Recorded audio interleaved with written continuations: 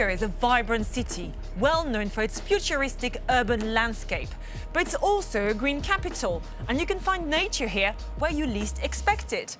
Welcome to Transforming Tokyo. Almost razed to the ground in the Second World War after a devastating US air bombing, the capital quickly rebuilt itself.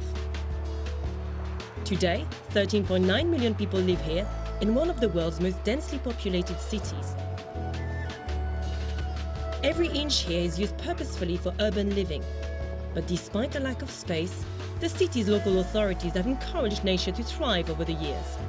Just like for this rooftop garden, which sits on top of the intersection of two major motorways, with 1,000 trees, play areas, a vegetable patch and a Japanese garden, this urban oasis stands up to 35 meters above street level. Green spaces in Tokyo serve environmental and recreational purposes.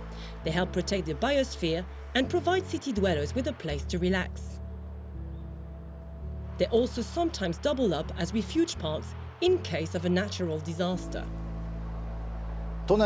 If we talk about the whole greenery of the Tokyo metropolitan area, it's about 52% of the total. And among all that, if we talk about the 23 wards of Tokyo, it represents about 24%. We've been creating new green areas, for example, parks or green spaces in between buildings like here, and we've launched several policies to increase their number. When Tokyo was Edo, green spaces were already valued by the city's inhabitants. Adjacent to the mouth of the Sumida River and Tokyo Bay, Hamarikyu Gardens in the center of the city is one of Tokyo's oldest feudal gardens.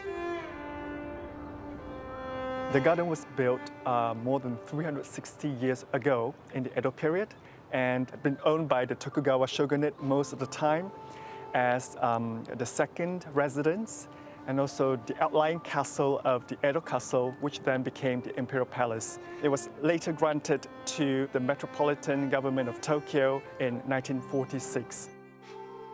The gardens suffered substantial damage during the Second World War. This tea house from 1707 was burnt down before being rebuilt in the 1980s. This is where the feudal lords would come to enjoy some refreshments or go fishing. Today, everyone can enjoy it, as well as the 25 hectares of formal gardens, pathways, buildings and brackish waters.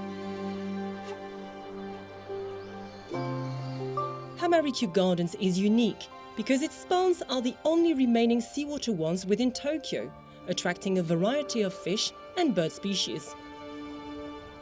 Naturally, it has marine life like Japanese black porgies and flathead grey mullets and red stingrays. We also have 2 duck hunting sites, which are quite rare in Japan. We only have 5 of them nationwide. Tokyo is both steeped in history and forward-looking, always renewing itself without forgetting the past. In the trendy area of Daikaniyama in Shibuya, Log Road is a recent regeneration project. This public space and leisure destination sits on what was once the pathway of the old Tokyo railway line. This project was born because we wanted a place where everyone could enjoy coming at any time of the day and whatever the season. When we built the project, the most important thing we paid attention to was how to adapt to the area, if we were able to give it a local feel. So we used the former rail tracks to create a walking path. The planners were careful to create a venue that would be used not only by locals, but also attract people from other areas.